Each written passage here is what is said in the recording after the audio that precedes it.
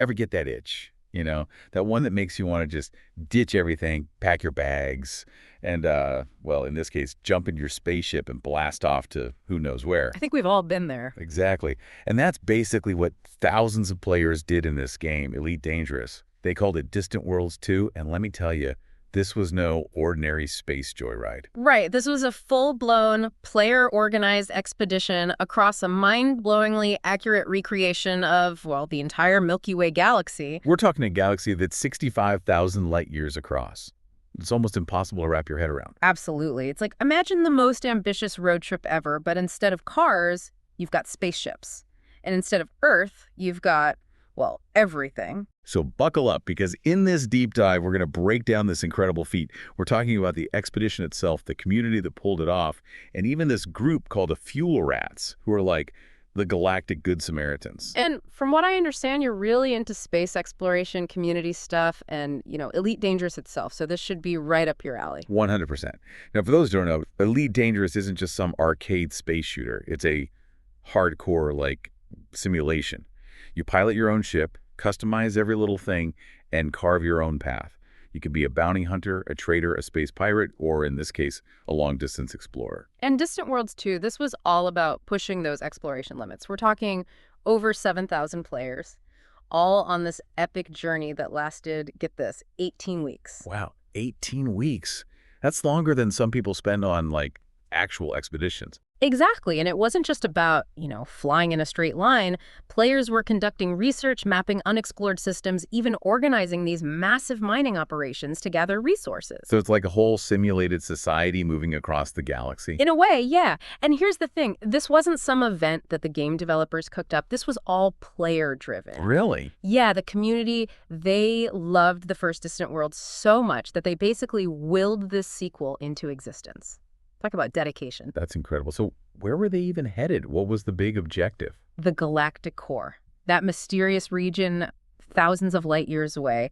And get this, their goal was to actually build a space station there. Wait, build a whole space station in the game? Yep. They planned to use the new mining mechanics to gather resources during the trip, haul it all the way to the core, and use it to build this monument to, well, player collaboration. Okay, hold on. We're talking about coordinating thousands of players, mining in different systems, transporting materials across insane distances. That sounds unbelievably complex. Oh, absolutely. The logistics alone are mind-boggling. It really shows how organized and dedicated the Elite Dangerous community is. But venturing out that far into deep space, it can't be a walk in the park, right? It's got to be risky. Oh, definitely. See, in Elite Dangerous, there's this area called the Bubble. It's like the safe zone, the well-charted region of space. Distant Worlds 2, this took players way outside of that comfort zone into the true uncharted territories where danger lurks around every corner, or every star system, I guess you could say. And in a galaxy like that, running out of fuel isn't just an inconvenience. It's basically game over, right? Pretty much. Imagine this. You've spent weeks, months, maybe even years tricking out your ship, gathering rare materials, making it perfect. Now imagine losing all of that because you, forgot to fill up your gas tank. Ouch. It's like losing your life savings, but instead of money, it's your digital pride and joy. Exactly. That's why fuel management is such a big deal in Elite Dangerous, especially during these big expeditions. Which brings us to, I think, the coolest part of this whole thing. The Fuel Rats. Ah, yes, the Fuel Rats. Have you heard of them? I've heard bits and pieces, but I'd love to hear more. They're like the Galactic Tow Truck Service, right? That's one way to put it. They're a group of players who dedicate their time to rescuing other players who've run out of fuel. Anywhere in the galaxy, no matter what. So they're like the volunteer fire department of deep space. Exactly. And they're completely player organized. They operate 24/7, completely free of charge, using the game's mechanics to coordinate these rescues across crazy distances. Now that is dedication. We've actually got this incredible account of one of their rescues from PC Gamer. They called it Operation Beyond the Dark Void. And it really shows just how far these fuel rats will go to help a fellow player. Oh yeah, this one's a classic. It involved this Commander Diluvian. He was stranded, get this, 140 light years from the nearest star. 140 light years. To put that in perspective, the nearest star system to our sun is a little over 4 light years away. This guy was over 30 times further out than that. And it wasn't a malfunction or anything that led to this. He intentionally pushed his ship to the limit, reached the furthest star he could find, pointed his ship away from the galactic core, and just kept going. He just gunned it. How is that even possible? He used a method called supercruise, which is usually for traveling within a star system. Yeah. Imagine holding down the accelerator for a month straight. It took him over 30 days of continuous supercruising to get that far out. Wow, that's both impressive and honestly a little bit crazy. Definitely a bit of both. And when he finally ran out of fuel, he was well beyond the reach of any traditional help. No one goes out that far. He was well and truly lost. He was well and truly alone out there. That's when they got the call. The fuel rats. Like a distress beacon in the void. Exactly. And they didn't hesitate, not for a second. They spent 3 days planning this rescue mission. 3 days. 3 days. Just to figure out the logistics of getting enough fuel to a guy 140 light years away. And not just that, they had to figure out how to get their own rescue ship back too. So that's not like they could just, like, beam over a fuel canister or something. Nope. But This is Elite Dangerous, remember. It's all about realism. They had to set up this whole relay system with multiple ships meeting at specific points in deep space just to transfer fuel. wow, it's like they turned a video game into a real-life NASA operation. Right. They had dispatchers coordinating everything, fuel runners making these crazy long journeys, even specialists analyzing ship designs to figure out which one was the most fuel efficient for this particular rescue. That level of organization is insane. I mean, they basically saved this guy from digital oblivion because, let's face it, being stranded out there like that, that's a pretty demoralizing fate in a game like this. It really is. And you know, what strikes me is that these fuel rats, they didn't have to do any of this. They weren't getting any rewards, no in-game bonuses, no recognition from the developers. He was purely out of the goodness of their hearts. Pretty much. It was about helping a fellow player out, making the galaxy a little less harsh. It's a really beautiful thing when you think about it. It really is. It makes you wonder, what is it about a game like Elite Dangerous that fosters this kind of community? It's an interesting question, isn't it? Maybe it's the shared sense of purpose. You've got thousands of players all working together to achieve this common goal of exploration and discovery. Like a digital version of those early explorers charting unknown territories. Exactly. Except instead of sailing ships, they're piloting starships. And instead of mapping coastlines, they're mapping star systems. And let's not forget that ambitious goal of building a station at the galactic core. Talk about a shared dream. Right. It's not just a virtual construction project. It's a symbol of their collective achievement, a testament to their perseverance. Oh, because let's be real, this expedition wasn't all smooth sailing, was it? They faced some serious challenges along the way. Oh, absolutely. Elite Dangerous is known for being a very realistic and complex game. Now imagine thousands of players all interacting with that simulation at the same time. Things can get a little unpredictable. You're talking lag, glitches, bugs, that sort of thing? Exactly. And remember, they're exploring the truly unknown parts of the galaxy. Not all star systems are created equal in Elite Dangerous. Right, you've got those systems with intense radiation fields that can fry your ship in seconds. Or those binary star systems where the gravity can rip you apart if you're not careful. Precisely. So they're not just dealing with the technical challenges of a massive online expedition, but they're also facing the very real dangers of space itself, even if it is virtual space. It's like those old tales of sea monsters and treacherous currents, but instead it's black holes and radiation belts. And yet they persisted. They knew the risks, embraced the unknown, and relied on each other for support. It really forged a strong sense of camaraderie. Like you always hear, the best way to get to know someone is to go on an adventure with them. And facing those kinds of obstacles together, that creates a bond like no other. And think about the stories that come out of those experiences. The near misses, the triumphs, the moments of sheer awe when they stumbled upon something truly breathtaking in the vastness of space. Those shared narratives are what build communities. It's true. Shared struggles, shared victories. Those are the things that bring people together. Whether it's the real world or a digital one, it really makes you think, you know? Yeah. Maybe this whole thing, this Distant Worlds 2, it kind of proves that human need to explore, it's not going anywhere, even if it's happening in a video game. I think you're right. It's like that drive to push boundaries, to see what's over the horizon. It's in our nature, isn't it? Whether it's a real ocean or, a galaxy made of ones and zeros. Totally. And sometimes it feels like what we learned about ourselves along the way, well, that's just as important as where we end up, Couldn't have said it better myself. Think about those fuel rats for a second. They didn't have to do any of that, right?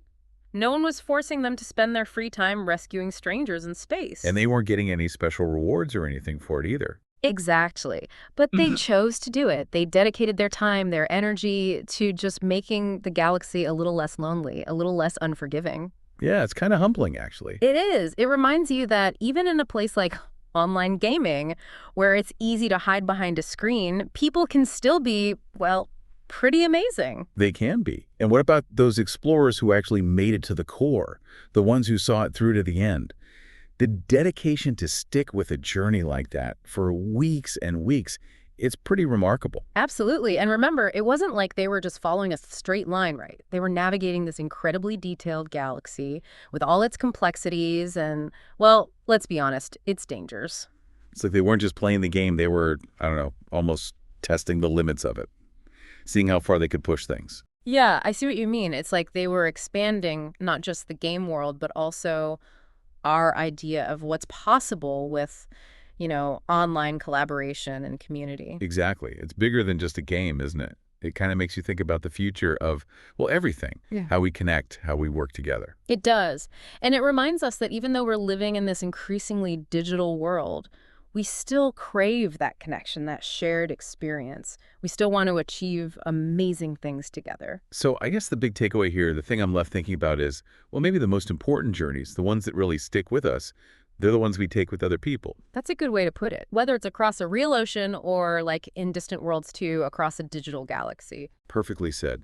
And hey, maybe, just maybe, this whole thing will inspire us to be a little more like those fuel rats, right?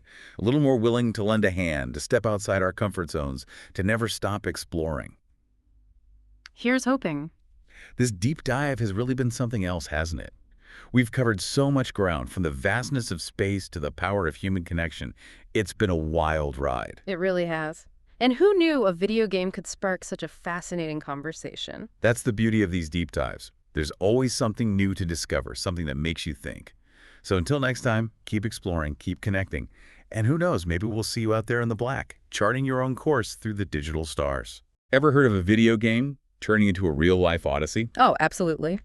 Today's deep dive takes us straight into the heart of Distant Worlds 2. An event so massive. It redefined what's possible. In the already expansive, elite, dangerous universe. Yeah, no? And it wasn't just about the journey itself. Right? Though traversing 65,000 light years is mind-blowing enough. Yeah.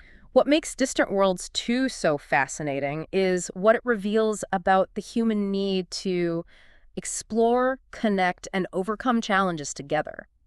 Even if that together is happening in a virtual galaxy. You're right. It wasn't just some space sightseeing tour. We're talking about thousands of players setting off to reach Beagle Point. The galactic equivalent of being as far from Earth as possible. Within Elite Dangerous, of course. Now, I know our listeners are already familiar with the game, but to really understand the scale of this, Yeah. imagine organizing a road trip. Okay. But instead of cars, it's spaceships. Uh-huh. And instead of a few friends, it's over 7,000 commanders, all setting off at roughly the same time. It's like a logistical nightmare just thinking about it.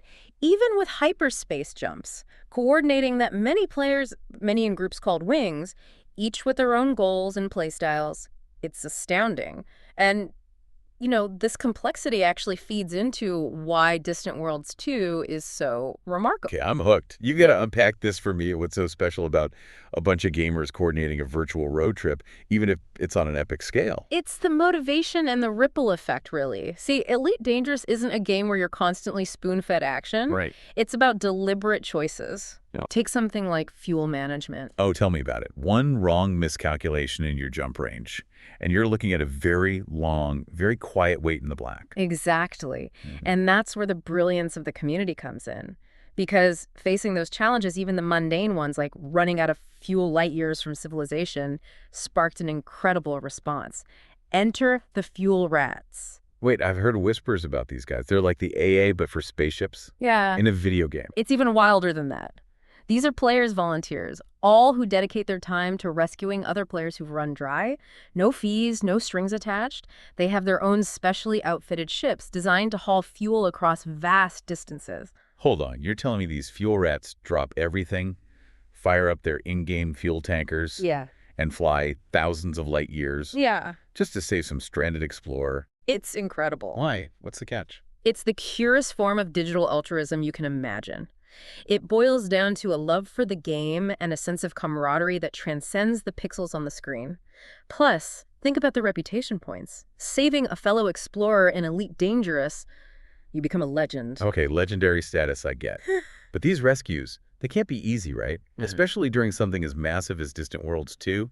We're talking thousands of ships, all spreading out across the galaxy. You're not kidding. There's one rescue in particular, Operation Beyond the Dark Void, that really highlights the dedication of these fuel rats. Remember how we talked about Beagle Point being farred out? Far out as you can get in the game, right? Well, one commander, Diluvian, he took far out to a whole new level. He ventured 141 light years off the galactic plane. What? Imagine for a moment that the galaxy is a disk, right? Okay. He went not just to the edge, but straight up perpendicular for 141 light years. Talk about a thirst for exploration. What possessed him to go that far? It's the same drive that pushes explorers in the real world, isn't it? The need to see what's over the horizon, the thrill of the unknown. Except in this case, the horizon is a shimmering band of stars billions of miles away, and the unknown is a vast expanse of empty space above and below it. And that's where he ran out of fuel. Talk about a bad day. It was a situation ripe for despair, but Diluvian, he sent out a call for help, and the fuel rats, they actually answered. Hang on, 141 light years off the galactic plane. That's not even on the way to anything. How long did the rescue take? It was a monumental effort. Operation Beyond the Dark Void involved meticulously plotting a course, coordinating multiple fuel rat volunteers, because no one ship could carry enough fuel for that distance. That's like a whole in-game relay race with rocket fuel instead of batons. Exactly. It took days of in-game travel, complex maneuvering, but they reached him, refueled his ship, and brought him back into the fold. Diluvian's story, it became legendary, a testament to what's possible when this community bands together. Okay, so we've got explorers pushing the very limits of a galaxy, and we've got these fuel rat heroes swooping in to save the day. But Distant Worlds 2, it wasn't just about fuel emergencies and daring rescues, was it? You're right. There's a whole other side to it. While some players were pushing those boundaries, others were finding their own adventures, like within the journey. Remember those wings we mentioned? They weren't just about organization. They fostered, like, unique social and economic structures. Okay, I'm intrigued. It's more than just spaceships and star charts, isn't it? Yeah. We're talking about a digital society emerging on this grand expedition. Precisely. You had groups dedicated to scientific discovery, charting the unknown regions they passed through. Others were focused on mining, extracting valuable resources to fuel the expedition. It became a microcosm of civilization. All these players relying on each other, trading, sharing information, building something together, even as they journeyed to the edge of the galaxy. It's blowing my mind, really. Mining operations, scientific discovery. It's like those classic sci-fi stories about generation ships. Only this time, it's happening within a video game. Were there any other roles these players took on? Oh, you bet. Think about it. With thousands of players converging on this journey, there was a need for information, for entertainment, for all those things that make a community thrive. Right. So naturally, players stepped up. Yeah. You had your information brokers compiling and sharing news from across the expedition. Wow. What else? You even had virtual tour guides. Tour guides in space. Yeah. What were they pointing out? Cool nebula formations or something? Exactly that. Remember, Elite Dangerous boasts a stunningly realistic galaxy with breathtaking nebulas, star clusters, all rendered in exquisite detail. So you had these players who'd already been to these awe-inspiring locations, sharing the coordinates, guiding newcomers through the galactic sites. Talk about a unique way to experience the game. And probably a nice break from staring at the fuel gauge, right? But let's get real for a moment. All this talk of cooperation and community, it sounds almost too good to be true, especially in the often chaotic world of online gaming. Yeah. Was everyone on board with this whole, like, kumbaya vibe during Distant Worlds 2? It'd be naive to think everyone was there for pure altruism and galactic sightseeing. You always have those who thrive on chaos, and Elite Dangerous is no stranger to space pirates. Oh, right. The folks who make their living by plundering unsuspecting ships. Sounds like a recipe for disaster, especially in the vast emptiness of space where those fuel rats would probably take a while to reach you. You'd think it'd be a free-for-all, but that's what makes Distant Worlds 2 so extraordinary. Even with the potential for mayhem, the vast majority of players embraced the spirit of the event. There were guidelines in place, sure, But it was more than that. It was a shared understanding that this was bigger than any one player. So peer pressure, but on a galactic scale. Did it work? Remarkably, yes. There were incidents, of course, whispers of piracy attempts and the like, but the overall response was one of overwhelming support for the expedition and its ideals. If anything, those attempts just brought the community closer together, reinforcing that sense of shared purpose. It's fascinating, isn't it? This digital expedition mirroring real-world exploration in so many ways, the drive to discover, the challenges faced, and ultimately that spirit of collaboration that emerges when people are united by a common goal. Even if that goal is reaching a virtual point in a galaxy far, far away. It really makes you wonder, why do we explore? What is it about venturing into the unknown, whether it's the vastness of space or the depths of a video game, that brings out the best in us? It's that drive to push boundaries, to connect with something larger than ourselves, and in the case of Distant Worlds 2, to build a community that transcended the boundaries of the game itself. What a thought to leave our listener with. That even in a digital galaxy, the human spirit of exploration and connection shines through. Thanks for diving deep with us into Distant Worlds 2, a testament to the enduring power of community and the never-ending allure of the great unknown. A pleasure, as always. Until next time, keep exploring. And who knows, maybe we'll see you out there in the black, among the stars. All right, League of Legends, huh? Yeah, everyone's got that one friend, right? The one who's obsessed. Right. And now you're stuck trying to figure out what on earth they're talking about with all the insane strategies and esports tournaments. It's like its own universe. To be honest, I'm a little lost myself. Well, you're not alone. A lot of people hit that point like, wait, what is this? And why are stadiums full of people watching it? Exactly. So that's what we're diving into today, the world of League of Legends. Love it. And honestly, it is kind of mind-blowing when you think about it, how this thing started with people battling on their computers, and now it's like this global phenomenon. It really is. So for those of us who are just starting at level 1 here, break it down. What are we actually seeing when we watch a League of Legends match? Okay, so basically you've got two teams, right? And they're on this map, and the goal is to destroy the other team's base.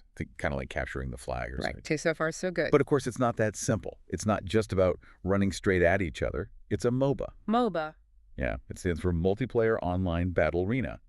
Basically what that means is you've got these characters called champions that each player controls, and each champion has these unique abilities. Some are all about damage, others are more support-focused. It's all about teamwork and strategy. You have to coordinate with your team. So it's like you need to master your own champion's abilities, but then also like predict what your opponent might do and counter it. Exactly. That's what makes it so strategic. And on top of that, the map itself has all these different objectives and lanes, and there's this constant flow of the game where you're trying to outmaneuver and outsmart the other team. Wow. Yeah, I'm starting to see how it gets so intense. It does sound a lot more like chess than just, button mashing. So for sure. Yeah. And that's why people can spend years, literally years, getting good at this game. Which I guess is a big part of why the community is such a big deal. Yeah, exactly. So it's like back in the day when League of Legends was first coming out, it wasn't some huge thing, right? Right. But the people playing it, they were super passionate. And it just spread through word of mouth, and then streaming got big, and people could actually watch others play. It's so interesting how important the watching aspect has become for games these days. Totally. And with League of Legends, it's like, well, think about traditional sports. Right. You've got your fans, your jerseys, your rivalries, all that developed organically with League of Legends too. People creating fan art, making videos, all that. And then esports exploded, and suddenly these players are like legitimate celebrities. Which brings us to, I think, the heart of this deep dive, Faker. Faker, yeah. My friend would not stop talking about this guy. Like, he's some kind of League of Legends god. What makes him so special in a world of, players who are already unbelievably good? Oh, man.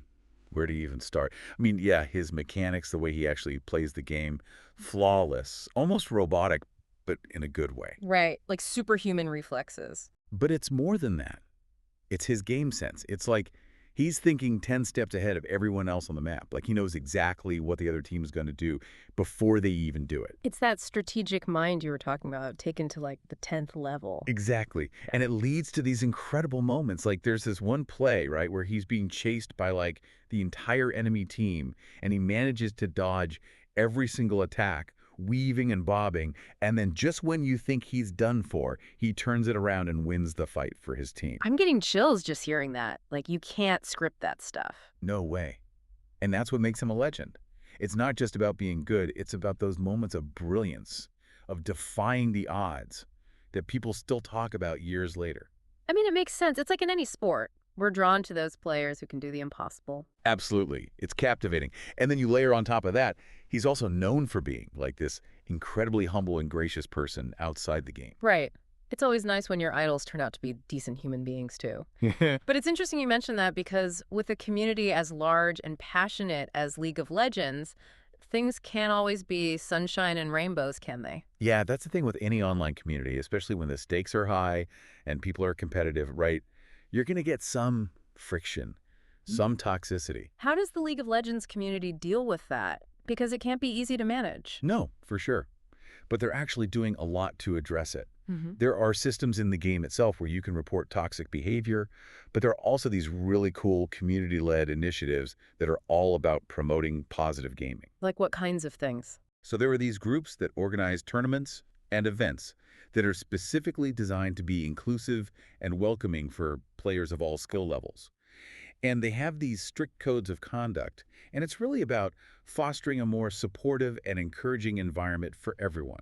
That's really awesome to hear because it's so easy for those negative voices to dominate, but it seems like there's a real effort to shift the culture in a more positive direction. For sure. And I think a lot of that comes from the players themselves. Like, at the end of the day, they just love the game, and they want it to be a space where everyone feels welcome. So let's recap for a second. We've got a game that's incredibly complex, insanely strategic, has this massive global esports scene, and is home to legendary players like Faker. It's a lot to take in. Right, it really is. I have to ask, though, what does it all mean? Like, where does it go from here? That is the million-dollar question, isn't it? I mean, what we're seeing with League of Legends is just a microcosm of this larger trend, right? Right. Like, the lines between what we think of as traditional sports and esports, they're getting blurrier and blurrier. They really are, and I think for a lot of people, it's hard to wrap their heads around that. Right. Like, it's not just kids in their basements anymore. These are professional athletes with dedicated teams and coaches, training regimens, sponsorships, the whole 9 yards. It's fascinating, and it makes you wonder, like, 50 years from now, will esports be as big as, like, basketball or soccer? It's definitely possible. I mean, look at the numbers. Esports viewership is already surpassing some traditional sports. It's wild. All right, well, I think we've given our listeners a lot to think about today. The world of League of Legends, it's complex, it's competitive, it's passionate. And it's constantly evolving. Exactly. And who knows what the future holds? That's the beauty of it, right? Yeah, absolutely. Well, on that note, this has been a fascinating deep dive into League of Legends. I'm definitely going to be looking at this game a little differently now. Me too. It's been a blast talking about it. Until next time.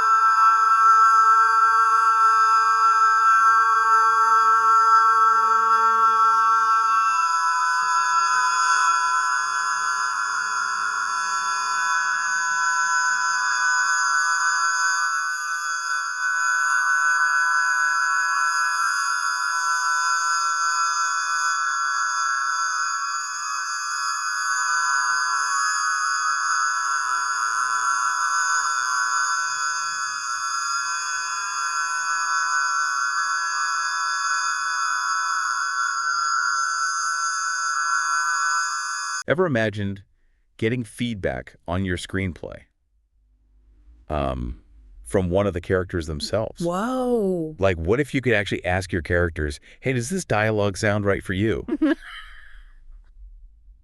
That's wild. Yeah, that's kind of what we're diving into today. We got this message from a listener, and they are way ahead of the game. They're working on this screenplay, right? Okay. And their main character, get this, it's a super advanced AI. Oh, very cool. So they're already in this world of AI and storytelling, but they want to take it a step further. How so? They're thinking about using AI to help write the AI character. Oh, wow. To like make sure it's authentic. Exactly. Authenticity is key, right? Totally. You want to make sure this AI feels real, believable. Yeah. And they even mentioned, starting with ChatGPT, just to kind of play around with dialogue. Yeah. But they're really curious about the potential of these even newer AI tools, like NotebookLM. Have you messed around with that at all? I have. Yeah. NotebookLM is really interesting because it's kind of like this, it's like a brainstorming partner, but it's got this huge database of information. So it's not just spitting out generic lines. It's actually pulling from somewhere. Exactly. And that's what's so exciting about this whole idea of using AI for character development, right? It's like giving your characters a voice, literally. Yeah. And like, imagine you've got a scene where your AI character is facing this really complex moral dilemma. Oh, juicy. Right. And you're kind of stuck. You don't know how to make it like truly authentic to how an AI might react. Because an AI wouldn't think like a human necessarily. Exactly. So you could take that scene, that dilemma, plug it into something like NotebookLM and see what it comes up with. That's so cool. Right. Does the AI's response like align with your vision for the character? Or does it give you something totally unexpected that actually makes the story better? That's the exciting part. It's like having a writing partner who can tap into all this information that we don't even consciously realize. Yes, exactly. But, and I think this is where our listener might be a little hesitant.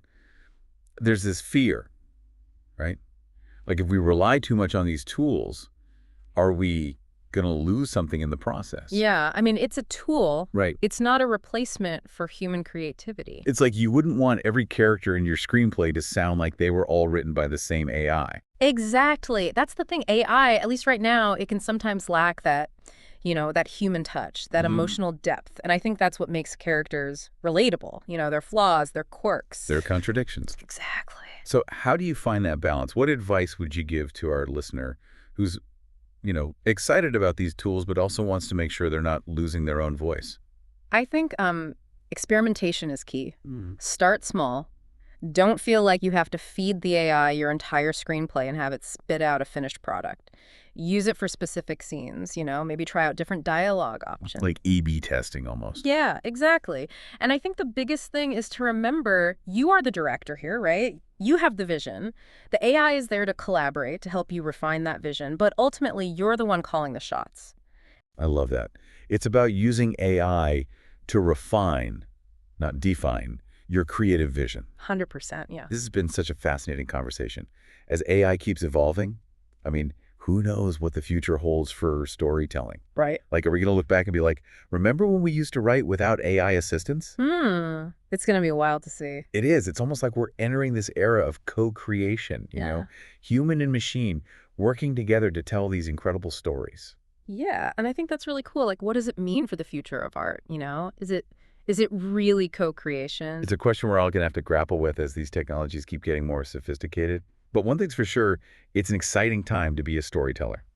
And listeners, if you're experimenting with AI in your own writing, we'd love to hear about it. Ever get that itch, that deep down urge to explore, to boldly go where no one has gone before? Totally. Today, we're hitching a ride to the stars with Elite Dangerous, a space exploration game that lets you, live that dream. Buckle up, because we're going deep. Deep dive time. And folks, we're not talking about your average space shooter here. Oh no, Elite Dangerous, it really sets itself apart. It's in a league of its own. Absolutely. One of the things that always gets me about space is just the sheer scale of it all. Right. And Elite Dangerous, they nail that feeling. I mean, they've gone and built a 1.1 scale Milky Way galaxy. It's mind-blowing. Mind-blowing is right. We're talking billions with a B, billions of star systems. And get this, they're all realistically spaced. You're not zipping between them in a few seconds. You're traveling for hours, even days to reach some of these places. It's like, I've always loved those long panning shots in sci-fi movies where they show a tiny spaceship dwarfed by the vastness of space. Yeah. Elite Dangerous really captures that sense of awe. It reminds you that, yeah, we're just a small part of something much, much bigger. It's humbling, isn't it? And it's not just about the size of the galaxy, it's the freedom it offers. You can be a trader, hauling cargo through dangerous asteroid fields. You Yeah. could be a bounty hunter, chasing down outlaws. Or a pirate yourself. Or a pirate, exactly. But if exploration is your thing, and I know it is for a lot of you listening, you can outfit your ship with the latest scanners and discovery tech, head out into the black, and see things no player has seen before. And the things you can find out there. I mean, think about it. Nebulas lit up like cosmic fireworks, black holes warping space and time, planets with weird alien life. And to think, someone, maybe even you listening right now, could be the first one to ever lay eyes on these wonders in the game. It sends chills down my spine. Yeah. But you know what really blows my mind? What's that? It's not just about finding these things. It's about the journey. Yeah. It's about that feeling of setting out into the unknown with a sense of wonder. And that brings us to something truly epic in the Elite Dangerous community. Distant Worlds 2. Oh, yeah, Distant Worlds 2. Now, this wasn't just some quick hop to a nearby star system. This was a massive, player-organized expedition. Thousands of players, all setting out on a months-long journey to the farthest reaches of the in-game galaxy. It was incredible. They traveled over 200,000 light years all the way to Sagittarius A, the supermassive black hole at the center of our galaxy. And it wasn't easy. They had to navigate through dense star fields, avoid hazardous nebulas, and deal with all sorts of ship malfunctions. And they couldn't just cheat and fast travel, right? I mean, they had to play by the rules, make the journey as realistic as possible. Exactly. And that's what made it so incredible. They were using community-made maps, coordinating their efforts, even rescuing each other when things went wrong. It was a true testament to the power of online communities and shared goals. And it really makes you think, doesn't it? What is it about exploration, even in a virtual world, that can bring people together like that? Well, I think it's that innate human desire to discover, to push the boundaries of what we know. And Elite Dangerous, with its massive galaxy and emphasis on player freedom, it provides the perfect canvas for that kind of exploration. It lets you write your own story, make your own mark on the galaxy. So, to anyone listening who's ever felt that pull of the unknown, who's ever dreamt of exploring the vastness of space, I ask you, what would you explore in Elite Dangerous? Where would you go? What would you discover? The galaxy is waiting. It really is. Wow, some really interesting stuff you've sent over on Star Wars. The Old Republic, we're talking deep lore here. Transcripts from a whole bunch of videos, even some notes from a fellow fan. Looks like our deep dive today is going to be uncovering the stories of Darth Maul, the Sith warrior, and that legendary Eternal family. Definitely a fascinating era to be diving into. You get this really cool mix of what we know from established Star Wars history with the added layer of player-driven narratives. Like, we're seeing how personal choices can play out against the backdrop of galactic events that have been going on for centuries. Absolutely. Okay, so let's unpack some of this. Let's start with Darth Maul. I mean, even just hearing that name Darth Maul kind of sends chills down your spine, right? Oh, for sure. This is a Sith Lord who doesn't even have to say anything, and enemies are trembling in their boots. You picture this masked warrior, and the rumors about his face. They say he looks like something straight out of a Sith nightmare, wielding a ruby lightsaber. It's easy to get caught up in how terrifying he seems. But what I find so interesting about Darth Maul is the thinking that's going on behind that mask. Yeah. He's a strategic genius. Oh, yeah. This is someone who's come out on top of countless battles. I think you could even make the argument that he's a protector of the Sith Empire in his own right. I think so. I mean, you look at him going after and recovering those ancient artifacts, like the lightsaber of Tula Accord, but he's not some power-hungry Sith waving it around, Exactly. He understands the significance, keeps it under wraps. That's what's different about him. A lot of Sith, they crave power for themselves, just to climb that Sith ladder. But Darth Maul, he's loyal, but his loyalty lies with the Empire itself, not with some individual Sith. Above any one Sith Lord, he's more concerned with the Empire's stability, with making sure it's safe and secure above all else. And that, honestly, leads him to make some pretty shocking alliances. Yeah. Like, are you kidding me? Teaming up with the Jedi, that has to be one for the history book. Right. Think about that. This is a Sith Lord, setting aside millennia of absolute rivalry because he recognizes that the threat, the enemy they're facing together is bigger than either of them. Right. I mean, that really speaks volumes about how pragmatic he is, his willingness to do what actually needs to be done to protect the Empire, even if it means going against the grain. Totally. Now, let's switch gears for a second and talk about another really interesting figure here, the Sith warrior. This is like your classic Star Wars story, right? Yeah, for sure. Ambition, this quest for power, rising through the ranks. I think it's something a lot of us probably connect with on some level. I think you're right. And what I find so intriguing about the Sith warrior's journey is how it reflects the very heart and soul of the Sith Order. You know, they face these incredibly brutal trials, have to vanquish their rivals, and some of them honestly maybe had it coming. But ultimately, the Sith warrior ascends to this incredibly coveted position, the Emperor's wrath. Ooh, talk about a position of power. If everyone in the galaxy is afraid of what the Emperor might do, imagine being the weapon they use. Right. I mean, you are the weapon they wield. But as the Sith warrior gains more power, we start to see these fascinating parallels with Darth Maul. They both have to grapple with questions of loyalty, they face similar temptations of ambition, and they're both operating within this constant power struggle that's always simmering beneath the surface of the Empire. So they're both products of the Sith Order shaped by it, but the way they navigate the treacherous path of the Sith is totally different. And speaking of complex characters, man, the Eternal Family, talk about taking things to a whole other level. That's a whole saga on its own right. Valkorion, Senya, Thexan, Arcan, Valen, you've got ambition, betrayal, raw power. I mean, forget lightsabers for a minute. This is like family drama on a galactic scale. Absolutely, and it's that weaving together of these epic operatic conflicts with these really intimate personal struggles that I think makes it so captivating. This idea of legacy, these really complicated family bonds, and that seductive, often destructive nature of power, all kind of intertwined. Right. And at the heart of it all, you have Valkorion, the immortal emperor. And again, this isn't your typical, like, rage-filled, angry Sith Lord. No. He's shrouded in mystery, gives off this really unsettling aura of control. He builds this hidden empire, draws from ancient Sith teachings, but then you can tell there's stuff going on there that even those teachings don't quite explain, like something from his past. Right, definitely. And that's where SWTOR comes into the picture. Yeah. She's a total badass in her own right. Skilled warrior, devoted mother, Valkorion's wife. Right. But she's no pushover. She sees the darkness in him, sees how his ambition could consume everything and everyone around him. And she's trying to navigate that. Oh, man, talk about a rock in a hard place. I mean, you've got this incredibly powerful husband who's basically an emperor, and you're trying to raise 3 Force-sensitive kids in this empire that's built on, like, secrets and manipulation. Exactly. And each of those kids, Thexan, Arcan, Valen, they represent a different facet of this struggle. You've got Thexan, the compassionate one. He's trying to walk this really fine line, right? Yeah. Trying to live up to his father's expectations while holding on to some sense of morality. Yeah, yeah. And then there's Arcan. He's driven by this hunger for power, for validation from his father. He wants to prove himself through strength, even if it means being ruthless. Very different from his brother. And then you have Valen, the youngest, fun man. Incredibly powerful, incredibly strong in the Force. Oh, yeah. But she's been deeply scarred by Valkorion's attempts to control her, to control that power, because he saw it as a threat. And that's the heartbreaking part, right? Because, see, her power, it terrifies even him. And that fear leads him to make a decision that just shatters the family.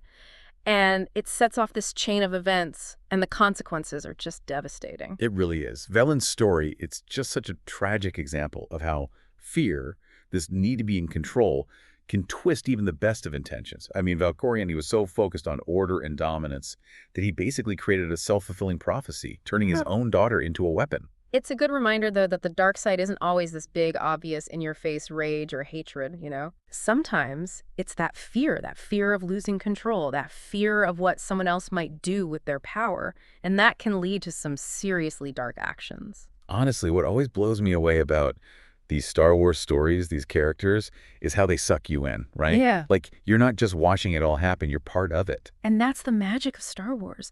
The Old Republic, it's a whole galaxy just bursting with stories.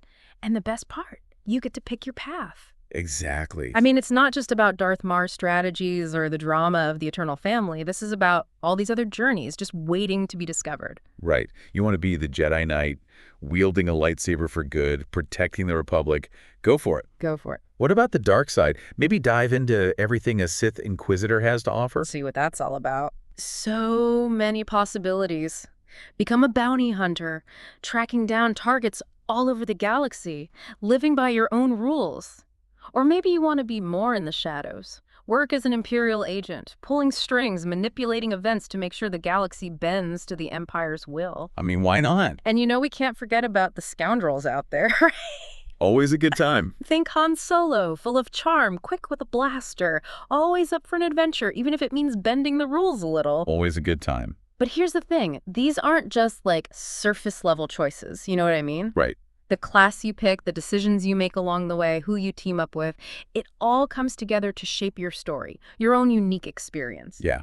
You're faced with all these moral dilemmas. Yeah. You're forced to choose sides in these conflicts that have been raging for like centuries. And that's what makes it so good. It's not just about winning or losing. Totally. It's about what you become along the way. Exactly. The hero or the villain. Right. Who you are, what you believe in, what you're willing to fight for. What are you willing to fight for? I love that.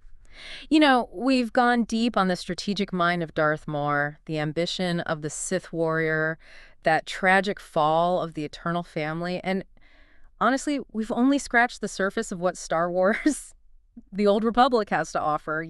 Just a glimpse. But one thing's for sure, in a galaxy with this many choices, with this much history, Yeah. the path you forge, it's all yours. All right, strap yourselves in, space explorers. Today, we're taking a deep dive into a galaxy far, far away. Well, not that far, actually. It's the one right here in Elite Dangerous. That's right. And we're diving in with a twist, taking inspiration directly from a fan question. Oh, yeah, this one's got a story. So someone reached out, clearly stoked about Elite Dangerous. They're asking about the most interesting, the most mind-blowing things about the game. But here's the kicker. They want it all in Spanish. Exactamente. Which, gotta say, even for us, that's dedication. And that got us thinking, what is it about Elite Dangerous that sparks this kind of passion? What makes it more than just a game? It's a fantastic question. And to really grasp the answer, it helps to understand what makes Elite Dangerous. Well, Elite Dangerous. Imagine a galaxy recreated at its full scale. Talk about attention to detail, but it's not just a pretty picture, right? Not at all. You're thrown into this massive, dynamic Milky Way. You can trade, bounty hunt, explore uncharted systems. It's a true sandbox, shaped by the players. And that's where it gets really interesting. Because when this fan asks for the most interesting and amazing things, there's a universe of possibilities. Absolutely. Are they after stunning visuals? 'Cause Elite Dangerous has that in spades. I mean, have you seen the nebulae in the Pleiades sector? Absolutely breathtaking. Oh, jaw-dropping for sure. But I got a feeling this fan might be looking for something deeper, given their request. True, true. Maybe they're seeking that sense of discovery, that thrill of the unknown. Remember when that commander stumbled upon a completely new type of star system after months of exploration? Talk about a needle in a haystack the size of a galaxy. Now that's dedication. But something tells me it might be about the community for this fan. Elite Dangerous has this amazing network of players. I mean, people collaborating to map entire star systems, mirroring real-world astronomy efforts. It's incredible. You've hit on something crucial there, that shared sense of wonder, the drive to push boundaries. It's deeply human. And Elite Dangerous, with its player-driven economy, provides the perfect stage for it. Oh, absolutely. The actions of one player can cascade, impacting trade routes, resource prices, even igniting entire conflicts across star systems. It's a level of interconnectedness you rarely see. Makes you wonder if our Spanish-speaking friend is hoping to share those experiences, contribute to that community in their own language. It speaks volumes about the game's immersive power. Absolutely. And, this whole interesting and amazing thing, it transcends Elite Dangerous. This is about humanity's age-old fascination with space, with pushing beyond the known. Right. From ancient astronomers charting constellations to today's scientists searching for exoplanets, that drive to explore is in our DNA. It's about pushing those boundaries, expanding our understanding of the universe and our place within it. And that's a beautiful thing. It truly is. And in a way, that's what this fan, with your passionate question, reminds us of. The universe, whether it's the real one or the one we explore in games like Elite Dangerous, is teeming with wonder. All we have to do is look up and explore. Couldn't have said it better myself. And on that note, a huge thank you to everyone for joining us on this Elite Dangerous deep dive. It's more than just pixels on a screen. It's a galaxy of possibilities. And that's pretty amazing in any language.